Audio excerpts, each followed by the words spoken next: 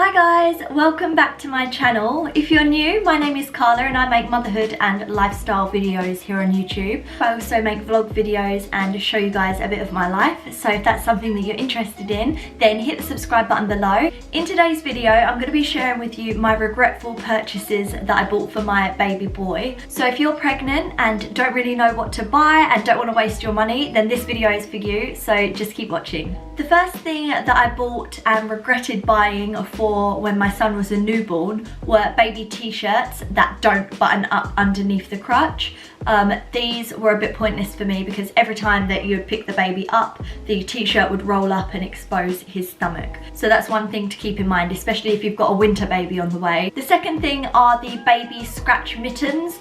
They seem to always come off. Your baby's always like moving his hands around and yeah, they slip off so easily. But I also researched and apparently socks work just as well. I didn't try that method, but it makes sense to me because the socks are a bit longer, so they're harder to come off, but the scratch mittens only come up to about here, so they come off so easily. Instead of baby mittens, there's so many baby onesies where the sleeves actually hook over and they're a lot easier, so you could try those. The third thing that I regret buying was a baby bath seat. So when my son started to get a little bit bigger and I decided, oh, maybe I could put him in the big bath now, I bought one of those baby bath seats, but I really didn't like it. And the reason for why is because he's sat up and he's all strapped in, and then if I want to wash like his bum or whatever, like I couldn't get in there, and also if I wanted to wash his hair, like he's dead straight, so I couldn't.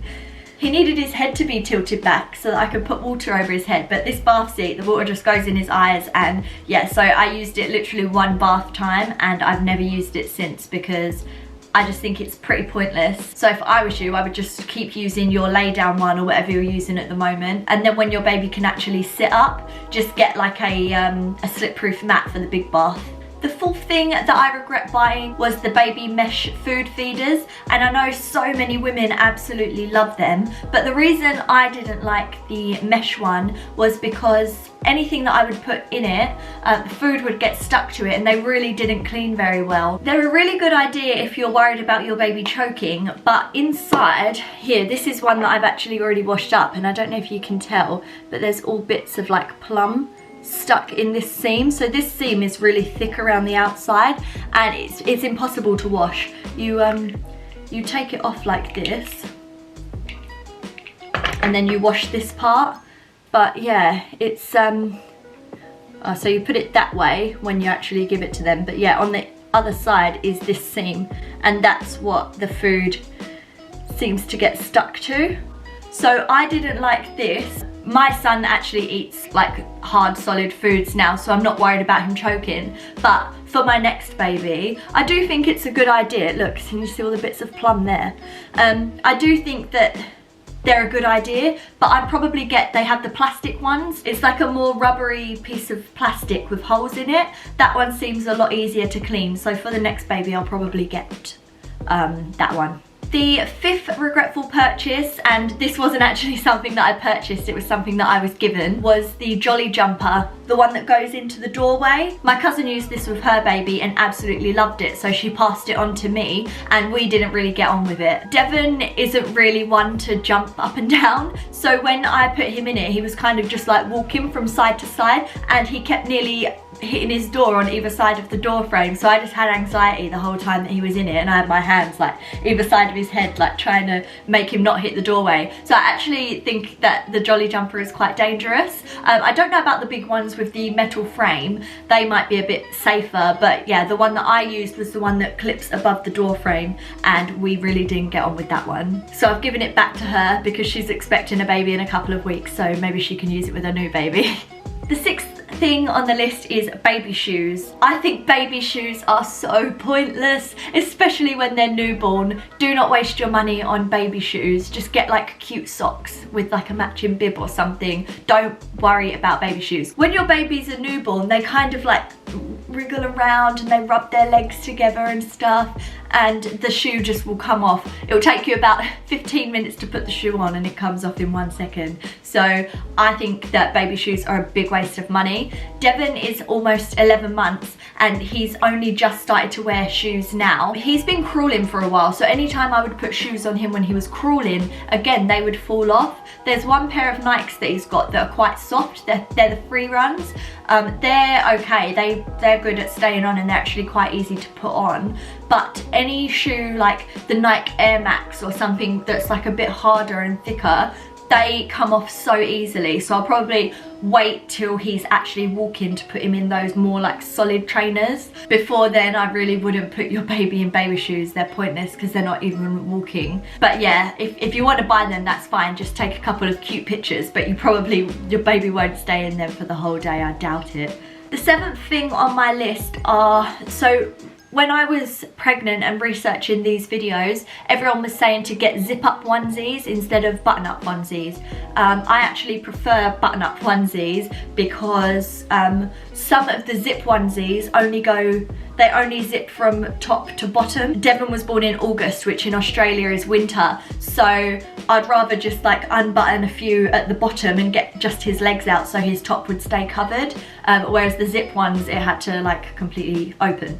If you're going to get zip onesies, make sure that they've got a double zip, so they zip from the bottom up and the top down, so that way you can just unzip from the bottom and open out your baby's legs rather than the whole onesie. The 8th thing on my list are plastic bibs. So when I say plastic bibs, I just mean these like cheapy ones like this. I bought these because I thought they'd be a really good idea, because if he spills like food puree down them, I can just wipe them clean. But if your baby's like mine, then he just wants to put everything in his mouth. So this was round him like this, and he was just scrunching it, like he loved the feel of it, scrunching it, putting it in his mouth, and then the food was going absolutely everywhere. Whereas where he was used to his plain cotton bibs, he would just ignore that they were there, so they was actually a lot cleaner for him because he was used to wearing his normal cotton bibs. But this one was like, oh my gosh, what's this material? It was making like a funny noise and he just would get food everywhere. And I tried them, but it was the same every single time, and I think it would still be the same now that he's almost 11 months. So yeah, they're a regretful purchase. And now I've just got a couple of things to note if you are pregnant. If you want to buy some baby bottles in advance, I'd probably wait and not buy like a whole set, just in case your baby doesn't take to that bottle. I know a lot of babies are fussy with what bottles that they like, so maybe just get like one of a couple of different brands of bottle, see which one your baby takes, and then buy like a few of them, because it'd be such a shame if you go out and buy like a whole set and then your baby doesn't take it. So I would probably wait until you go out and splurge on a whole set. The same goes for dummies. Maybe just get like a couple different brands of dummies, see which one your baby will take, and then go and buy a load, because a lot of babies are fussy with their dummies as well. I bought a pack of 2 Advent dummies, I bought a couple of Bibs dummies. I really wanted him to take the Bibs dummies, so I tried that first, and as soon as he took it I was like, yep, cool, Bibs dummies. But yeah, don't go out and buy all the Bibs dummies colours, because what if your baby doesn't take the Bibs dummies? So yeah, hold off and just get like 1 or 2. Another thing is skincare. If you do want to buy a couple of like skincare products for your baby, just make sure that they are for super sensitive skin, because a lot of babies have like skin conditions like eczema and, you know, sensitive skin. So I wouldn't go out and buy like loads of expensive products until your baby's actually born. We used olive oil and coconut oil as a moisturizer up until Devon was 6 weeks anyway. So if you do want to be a little bit prepared, you could buy like olive oil or coconut oil, but I wouldn't buy like big bottles of anything, just in case your baby does react to it and then you'll have to get rid of it anyway.